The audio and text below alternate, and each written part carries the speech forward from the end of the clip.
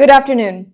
Today, we are bringing you a story that the world has chosen to ignore for too long. A story of systematic persecution, of targeted violence, of a community being slowly erased from the land of their ancestors. On New Year's Eve, December 31st, 2025, as the world celebrated, another Hindu man was set ablaze in Bangladesh. His name was Khokon Chandra, a 50-year-old businessman, a father, a husband, and tonight he fights for his life in the Dhaka hospital. This is not an isolated incident. This is a pattern. This is genocide in slow motion. But before we talk about what happened to Khokon Chandra, let us take you back. Let us show you the blood-soaked timeline of Hindu persecution in Bangladesh. Because to understand today, we must confront yesterday. So let's start with December 2025, a month that will be remembered as one of the darkest in Bangladesh's recent history. Garment factory worker named Dipu Chandradas was working his shift. He was Hindu. That was his crime. A mob of 140 to 150 people descended upon him. The accusation? Blasphemy. The reality? A work dispute. But in Bangladesh, when you want to kill a Hindu, you cry blasphemy, and the mob will do the rest. Dipu was beaten, he was lynched, and then, as if his death wasn't enough, his body was hung from a tree and set on fire. Bangladesh's Rapid Action Battalion later admitted no clear evidence of blasphemy has emerged, but Dipu was already dead. Justice after death means nothing. Incident 2. Amrit Mondal, December 24th, 2025, Christmas Eve. While Christians around the world celebrated peace and goodwill, in Rajbari Panksha sub-district, another Hindu man was being murdered. His name was Amrit Mondal, also known as Samrat. He was 29 years old. The accusation? Extortion. The method of justice? Mob lynching. Amrit was dragged out, beaten mercilessly, and killed. His body bore the marks of extreme violence. 2 Hindu men, 2 false accusations, 2 brutal murders in less than a week. And then came incident number 3. On December 31st, New Year's Eve, Khokon Chandra, 50, was closing his pharmacy in Shariatpur district. He ran a mobile banking business. He was returning home in an auto rickshaw with the day's earnings. The attackers stopped his vehicle. They beat him with sharp weapons. They doused him with petrol, and then they set him on fire.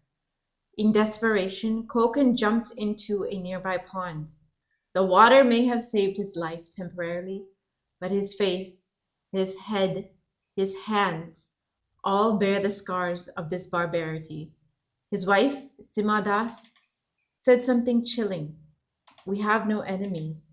We have no disputes with anyone. We cannot understand why they targeted my husband. I'll tell you why, Sima. Because he is Hindu. In Bangladesh, that is reason enough. Now let me tell you about what Bangladesh's Islamist historians tried to erase. Bangladesh was not always Islamic land. Bangladesh was Hindu land for thousands of years.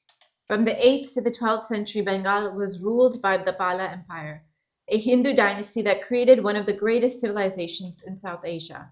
The Palas patronized both Hinduism and Buddhism, and they built universities like Nalanda, Vikramashila, Odantipuri, centers of learning that attracted scholars from across Asia. In the 11th and 12th centuries came the Sena dynasty, Hindu kings who built magnificent temples across Bengal. Balal Sena, a Sena king, built the Dhakeshwari temple in Dhaka in 12th century. The city of Dhaka itself is named after the goddess Dhakeshwari. This temple, a national temple of Bangladesh, stands as proof that Dhaka was a Hindu city before Islam ever arrived. The Kantanagar temple in Dinajpur, the ancient temple of Balgram, the Panchanan Dham, the Tulsi Dham, all Hindu, all built centuries before the first Muslim ever set foot and invaded Bengal. Archaeological excavations keep finding Hindu temples. In 2015, a 1,100-year-old Hindu temple of the Pala dynasty was unearthed in Dinajpur. League declared Direct Action Day. Their demand? A separate Muslim homeland. Their method? Mass murder of Hindus. In Calcutta, Muslim mobs armed with iron rods descended on Hindu neighborhoods. They looted, they burned, they killed. The battle cry echoed across the streets. Allahu Akbar, Lagde Lange Pakistan. We will take Pakistan by force. Leaflets in Bengali were circulated saying, infidels, your end is not far off. There will be a massacre.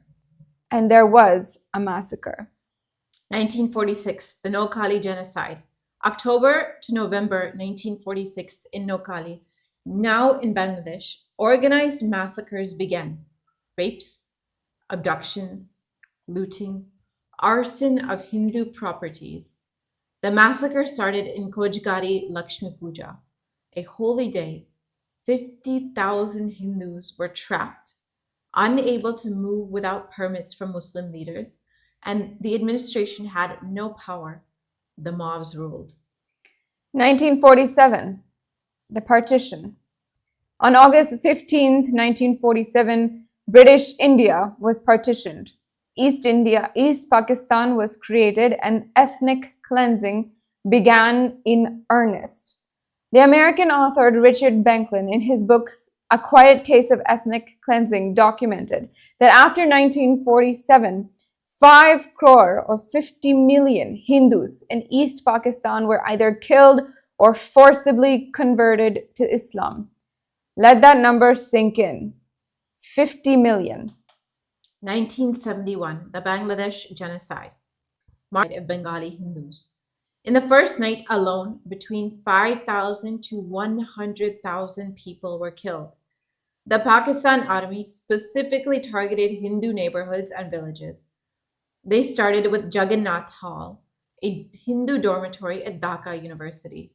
The American Consul General to Dhaka, Archer Kent Blood, sent a telegram on April 6, 1971, the famous Blood Telegram, which stated, Hindus undeniably special focus of animal brutality. By November 1971, 10 million refugees had fled the borders. Most were Hindu. Between 2 to 3 million people were killed. At least 200,000 women were raped, though many experts put that number closer to 400,000, and the majority were Hindu women. 1992, Babri Masjid aftermath. December 1992, when a disputed structure was demolished in India, Bangladesh's Hindu paid the price. The Dakeshwari temple, the national temple built in the 12th century, was attacked and burned. The Bholanath Giri Ashram was looted. Hindu houses were set on fire. In Kutubdia, 14 Hindu temples were attacked. 8 burned, 6 damaged. 51 Hindu houses were destroyed in one area alone, 30 in another. And in Chittagong, the entire village, Fatikshari and Mireshwari, were burnt to the ground. Between 2001 and 2024, there have been continuous violence against Hindus. Elections after elections, over 1,000 temples attacked, thousands of sexual assaults on Hindu women, forced displacement, forced conversion, forced sales of property at throwaway prices. The numbers tell the story of elimination. In 1940, Hindus were 28% of the population. In 1947, after partition, still significant, but 1971 reduced further. In 2011, only 8.96%.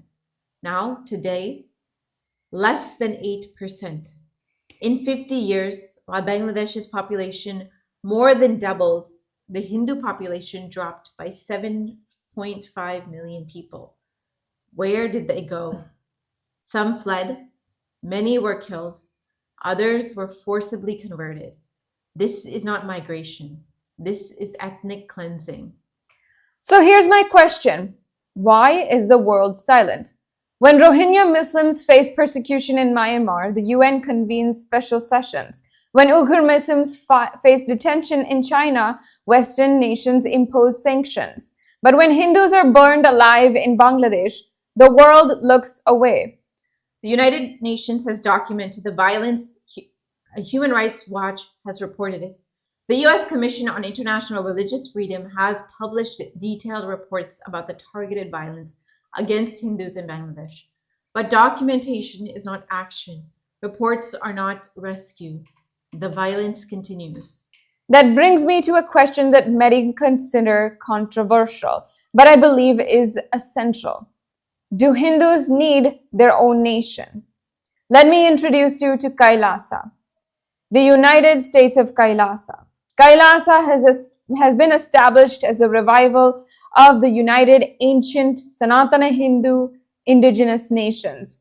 It was founded by displaced Hindus from all over the world, led by the Supreme Pontiff of Hinduism, Bhagavan Sri Nityananda Paramashivam, also known as the Supreme Pontiff of Hinduism. KAILASA is not just a nation. It is a vision of safe haven for persecuted Hindus worldwide, a place where Hindus can live, practice their spirituality, preserve their culture, and express their arts free from denigration, interference, and violence. Think about it. When Jews faced global persecution, they established Israel. When Christians faced danger, the Vatican stands as their spiritual fortress.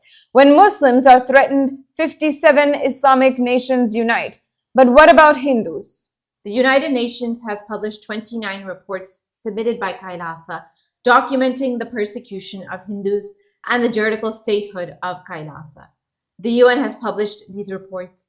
KAILASA has established diplomatic relations with multiple nations. It has spiritual embassies across the world. KAILASA represents something different, the idea that Hindus deserve safety, that Hindu lives matter, and the concept of zero deserves to survive. For more than 30 years, the Supreme Pontiff of Hinduism has been working tirelessly, offering social services. KAILASA volunteers serve more than 3 million organic meals a month. They served over 2 billion meals in total, entirely for free and nutritious organic meals. They have served in places of disaster, during natural disasters and during COVID-19, during floods and cyclones. KAILASA has been there. KAILASA has established the Nityananda Hindu University, the world's largest Hindu university offering free education. It runs blood donation camps, provides disaster relief, and creates self-employment opportunities for the underprivileged. But more than humanitarian work alone, KAILASA represents an idea that Hindus will no longer accept second-class citizenship in their own ancestral lands. That when mobs come with patrol and matches, there will be a nation that stands with them, a nation that says enough. Let me end with this. Tonight, as I speak to you, Khokon Chandra lies in a hospital facing the very brink of life. His future is uncertain. Dipu Chandradas will never return home. Amrit Mondal will never see another day. These are not just statistics. These are fathers, husbands, sons, brothers. These are human beings whose only crime was being Hindu in a land that was once the cradle of Hindu civilization. Bangladesh was built on Hindu foundation stones. The temples are still there. The archaeological evidence is undeniable. The Pala Empire, the Sena dynasty, the ancient stupas, and the millennium-year-old temples, they all testify to one truth. Bangladesh is Hindu land occupied by those who seek to erase its history.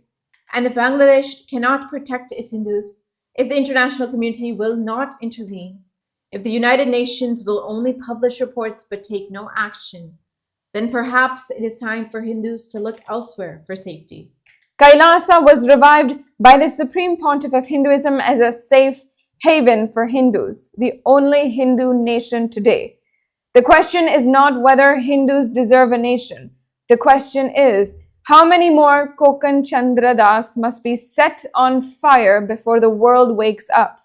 The violence continues, the persecution continues, but so does our determination to tell this story until the world can no longer ignore it. I invite each and every one of you today to support KAILASA's work, to support the work of protecting Hindus. You can visit the QR code and learn how you can contribute to the work of KAILASA, to the Supreme Pontiff of Hinduism's tireless revival of this Hindu nation. With this, we thank all and we urge each and every one of you to be on the right side of history. Thank you. Good afternoon.